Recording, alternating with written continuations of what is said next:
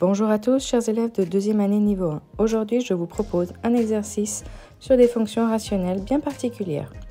Nous n'allons faire que la question A, vous aurez les B et C pour vous entraîner. Ici, vous observez qu'il n'y a que du degré 1 divisé par du degré 1. Ces fonctions sont appelées homographiques.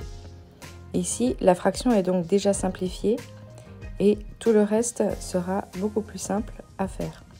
Il y aura donc un problème de domaine, forcément, puisque le dénominateur va pouvoir s'annuler en une valeur.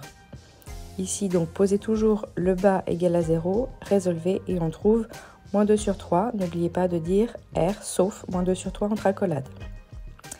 Un 0, donc ici, vous avez cette fois-ci le haut de la fraction à étudier, le 2x moins 3 égale 0, et ici, vous avez 3 demi. Donc, c'est la seule valeur qui donnera 0. Il n'y aura pas de factorisation à faire puisque c'est du degré 1. L'ordonnée à l'origine, on remplace tous les x par 0 et on a donc moins 3 en haut et 2 en bas.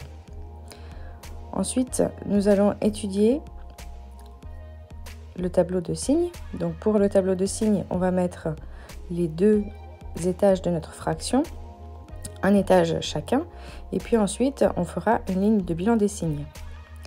Les colonnes, ce sont les deux valeurs que nous avons trouvées pour le domaine et pour les zéros. Et donc ici, c'est très facile à remplir puisque donc, pour chaque ligne, vous pouvez directement commencer par mettre où est-ce que ça donne 0. Et dans les deux cas, nous avons des droites. Ce qui se trouve devant le x est positif, donc à chaque fois, nous avons des droites dans le sens croissant. Et donc elles valent 0 là où on a trouvé le point moins 2 tiers ou 3 demi selon l'étage.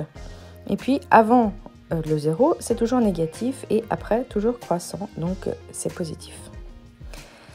Donc bilan des signes, ici ne pas oublier que donc il y a une valeur exclue du domaine. Cette valeur-là, il n'y aura pas de question à se poser, ça sera directement l'asymptote verticale. Et donc ici, vous n'avez pas de risque de trou pour les asymptotes verticales.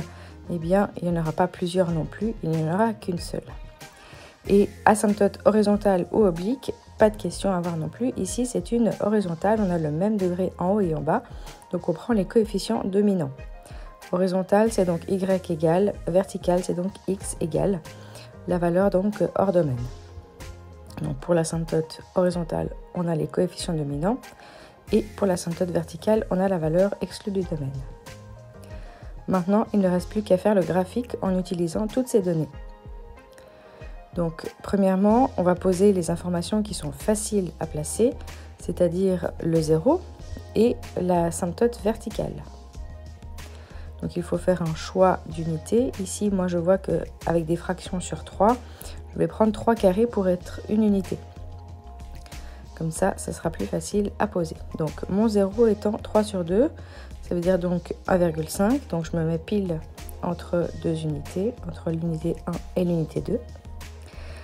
L'asymptote verticale est à moins 2 tiers, donc 2 carrés vers la gauche. Ici, en pointillé. L'asymptote horizontale étant 2 tiers. Encore une fois, une droite en pointillé. Ensuite, je vais placer donc l'ordonnée à l'origine. Et puis, on va regarder qu'est-ce qui se passe avec donc, le tableau des signes. Donc, vous au crayon gris, moi avec un stabilo gris, on va barrer les zones où la fonction ne sera pas. Avant moins 2 tiers, elle est positive, elle n'est donc pas négative. Je barre le négatif. Entre l'asymptote verticale et le 0, elle est négative, elle ne sera donc pas positive. Je barre le positif.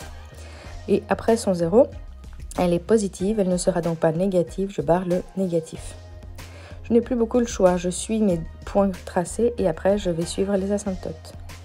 Du mieux que je peux, si vous préférez être plus précis, vous pouvez prendre la calculatrice et calculer des images.